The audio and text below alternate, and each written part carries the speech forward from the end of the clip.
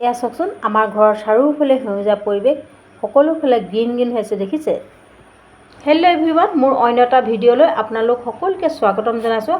আজি হৈছে 5 জুন, আজি বিশ্ব পৰিৱেশ দিৱস। আমি সকলোৱে জানো যে বছৰ প্ৰতি 5 জুন তাৰিখে বিশ্ব পৰিৱেশ দিৱস পালন কৰা হয়। প্ৰথমতে আপোনালোক সকলোকে মোৰ ফালৰ পৰা বিশ্ব পৰিৱেশ দিৱসৰ শুভেচ্ছা জনালোঁ। আজি বিশ্ব পৰিৱেশ দিৱসৰ উপলক্ষে আজি মই 3জোপা পুলি ৰুম। এজোপা হৈছে আম পুলি, আৰু এইজোপা কি নাজানো, আৰু এজোপা হৈছে আটলাছ পুলি। আহকচোন মই গছ পুলিকেইটা ৰুই লওঁ। প্ৰথমতে মই এই আটলাছ পুলিটোকে ৰুওঁ, আৰু মই এই পুলিকেইটা ৰোৱাৰ আগত মই ধুনীয়াকৈ গাঁত খান্দি লৈছিলোঁ, আৰু এয়া চাওক ধুনীয়াকৈ গাঁত খন্দা আছে। এই পুলিটো মই ধুনীয়াকৈ ৰুই লওঁ, ডাঙৰ হ'লে হয়তো এই আটলাছ লাগিব।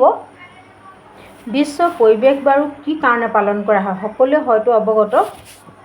পৰিৱেশ দিৱসৰ মূল লক্ষ্য হ'ল জনসাধাৰণৰ মাজত পৰিৱেশৰ সম্পৰ্কে সজাগতা অনা আৰু পৰিৱেশৰ সুৰক্ষা প্ৰদান কৰাৰ বাবে আমি পৰিৱেশ দিৱস পালন কৰোঁ। গাইজ, এতিয়া মোৰ আটলাছ পুলিটো ৰোৱা হৈ গ'ল।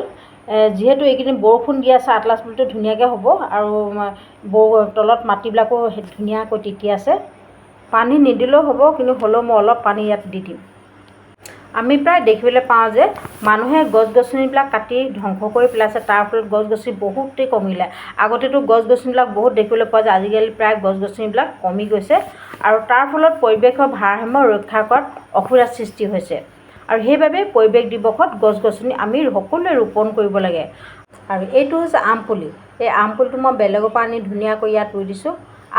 আম গছ যিহেতু ডাঙৰ হয়, সেইটো কাৰণে বাৰীৰ মাজত মই ৰোৱা নাই, এই বাৰীৰ ছাইডত ৰুই দিছোঁ। আৰু এয়া চাওক ধুনীয়াকৈ মোৰ আম পুলি ৰোৱা হৈ গ'ল, আৰু এতিয়া ৰুম এই গছজোপা ৰুম মই ছাইডতে।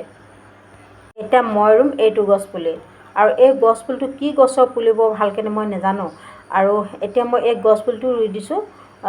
আপোনালোকে যদি জানে এই গছ পুলিটোৰ নাম কি, কমেণ্টৰ দ্বাৰা জনাবচোন। আৰু এয়া চাওক মই ধুনীয়াকৈ ৰুই দিলোঁ। এয়া মোৰ গছ পুলিকেইটা ৰোৱা হৈ গ'ল। এতিয়া অলপ পানী দি দিওঁ গছ পুলিকেইটা ভালকৈ। এয়া চাওক মই ধুনীয়াকৈ দি দিলোঁ পানী। এই প্ৰথমে আটলাছ পুলিটোতে দিলোঁ, আৰু তাৰপিছত এয়া দিছোঁ মই আম পুলি, ধুনীয়াকৈ পানী দি দিছোঁ। আৰু এতিয়া এইজোপা গছত ধুনীয়াকৈ মই পানী দিছোঁ। আজিকালি আমি প্ৰায় দেখিবলৈ পাওঁ যে গছ গছনি কমি যোৱাৰ ফলত বতৰ খৰাং হ'বলৈ ধৰিছে দিনক দিনে, আৰু প্ৰকৃতিয়ে ৰূপ সলাইছে, আৰু বায়ু দূষিত হৈছে। আৰু এই বায়ু দূষিত হোৱাৰ বাবে মানুহৰ নানা বেমাৰ আজাৰ, চৰ্দি কাহৰ পৰা আদি কৰি বহুতো বেমাৰ মানুহৰ হ'বলৈ ধৰিছে, আৰু বিশেষকৈ শ্বাস প্ৰশ্বাসৰ বেমাৰত মানুহে বেছি ভুগিছে, আৰু অকল ভোগাই নহয়, মৃত্যুমুখতো পৰিছে। আৰু ইয়াৰ কাৰণ হ'ল আমি লোৱা বিষাক্ত গেছৰ বাবে। আৰু এই বিষাক্ত গেছ নোহোৱা কৰিবলৈ আমি সকলোৱে গছ পুলি ৰুব লাগিব।